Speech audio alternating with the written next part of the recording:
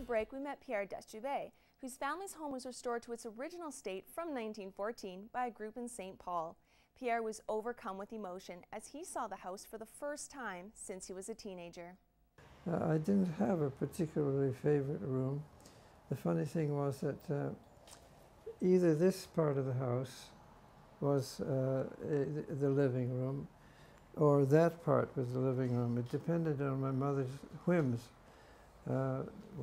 For a best part of a year, that would be the living room, and this would be the dining room. And then she'd get this notion that she had to change things around.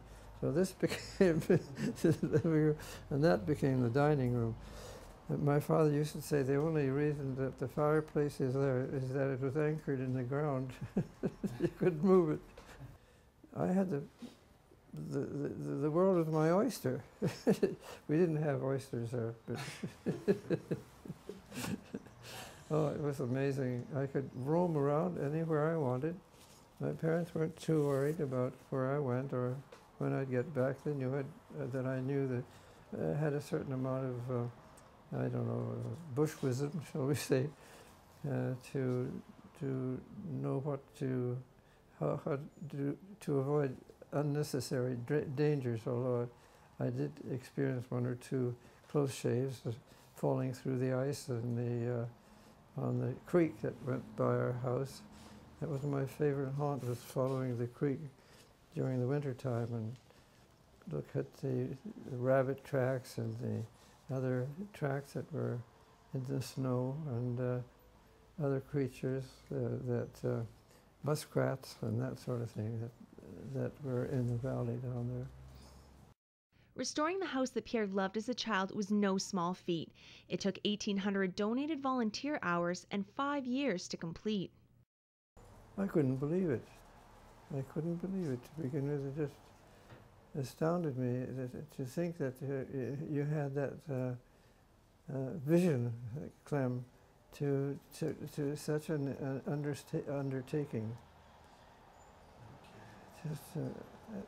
Just I had thought earlier on, before we shortly after we had moved to Victoria, there was always this nagging thought of restoring the place or doing something with it.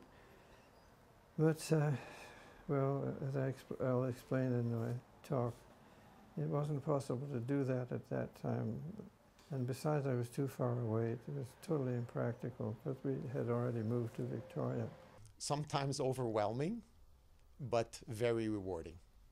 Yeah, we had a lot of encouragements from our town. They offered us extra land to put it on. We had the land to put it on, but they didn't feel it was suitable. So they offered us this extra land to put it on. And we had support from all the businesses and private donations. Like, it was well accepted. The fact is that while Clem is the centerpiece and the powerhouse behind this, the crew and the volunteering of other surrounding enthusiasts for restoration and they're lending their skills, and Clem's family, I'm sure, had all kinds of input to the labors that went into the ultimate achievement here. It's totally hard to describe. Hard to describe. Just overwhelmed. Just overwhelmed. The Destrube House is now open to the public, so you can experience some of our region's history.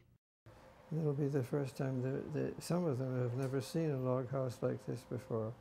I think being a two-story log house, it has the logs all the way to the roof line, is very unique, because most log houses just had logs on the bottom story and the upstairs was just timber. And also part of the outside logs were never covered with siding or anything. They've always been exposed to the element.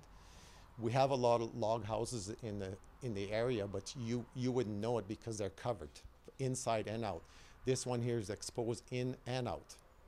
Well, I hope they have the same feeling I have. I think they'll be very impressed.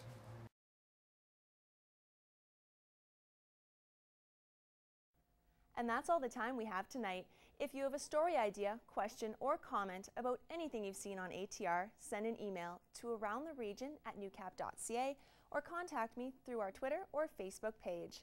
I'm Kayla Buchanan, and from all of us here at Around the Region, thanks for watching and have a great night.